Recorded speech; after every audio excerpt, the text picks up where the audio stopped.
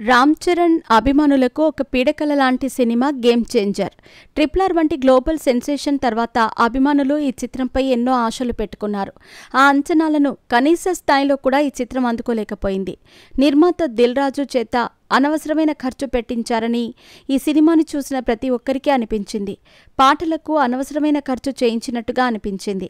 అందుకే ఈ సినిమా విడుదల తర్వాత దిల్ రాజుకి గేమ్ చేంజర్ చిత్రం పేరెత్తితేనే కోపం వచ్చినట్టుగా ప్రవర్తించేవాడు. బహుశా ఆయనకు డైరెక్టర్ శంకర్ మీద పీకల దాకా కోపం ఉన్నట్టుంది.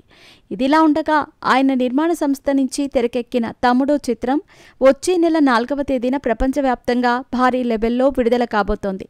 ఈ సినిమాకి సంబంధించిన ప్రమోషన్స్లో భాగంగా దిల్ రాజు ఒక ఇంటర్వ్యూ ఇచ్చాడు. ఈ ఇంటర్వ్యూలో యాంకర్ ఒక ప్రశ్న అడుగుతూ గేమ్ చేంజర్ చిత్రం ఫైనల్ అవుట్పుట్ 4 గంటల 45 నిమిషాలు వచ్చినట్టు రీసెంట్గా ఓ ఎడిటర్ చెప్పాడు. మరో షాకింగ్ విషయం మాకు తెలిసింది ఏంటంటే దిల్ రాజు గారు ఈ చిత్రాన్ని విడుదలకు 2-3 రోజుల ముందే చూశారని, ఇందులో ఎంతవరకు నిజముంది అని అడిగారు. దానికి దిల్ రాజు సమాధానం చెప్తూ పెద్ద డైరెక్టర్తో సినిమా చేస్తున్నప్పుడు దిల్ రాజుకి మాత్రమే కాదు ఏ నిర్మాతకైనా ఇలాంటివి సహజం.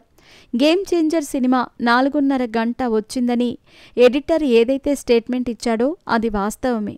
మరో సమస్య ఏంటంటే పెద్ద డైరెక్టర్తో సినిమా చేస్తున్నప్పుడు మనం మధ్యలో దూరలేం. దూరితే ప్రతిరోజు కిచిడి అవుతుంది. తప్పు జరిగేటప్పుడు ఆపాల్సిన బాధ్యత నిర్మాతదే. దానిని నేను ఆపలేకపోయాను. ఇది నా ఫెయిల్యూర్గా భావిస్తున్నాను. దీనిని నేను అంగీకరించాలి. ఎందుకంటే నేను ఇలాంటి ప్రాజెక్ట్ని ఎత్తుకొని ఉండకూడదు. ఇప్పటి వరకు నేను 58 సినిమాలు చేసి ఉంటాను. వాటిలో నేను పెద్ద డైరెక్టర్స్తో చేసిన సినిమాలు చాలా తక్కువ. పెద్ద డైరెక్టర్తో సినిమా తీస్తున్నప్పుడు కాంట్రాక్ట్లో క్లియర్గా నా పాయింట్స్ పెట్టి సినిమాకి వెళ్లాల్సింది, కానీ అది చేయలేకపోయాను. ఇవన్నీ నా పొరపాట్లే. అందుకే వాటిని అంగీకరించి ముందుకు వెళ్ళిపోతున్నాను. అయితే నేను చివరి క్షణం వరకు సినిమా చూడలేదు అనే వార్తలో ఎలాంటి వాస్తవం లేదు. ముందుగానే చూశాను అంటూ చెప్పుకొచ్చాడు దిల్ రాజు. ఈ వీడియో సోషల్ మీడియాలో ఇప్పుడు బాగా వైరల్ అయ్యింది.